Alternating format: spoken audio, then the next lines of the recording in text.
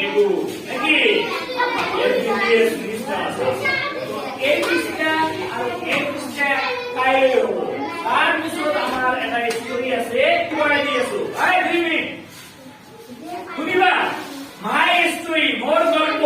what are টেল is on story পাহিয়ে ইয়ার নিজর গল্প কয়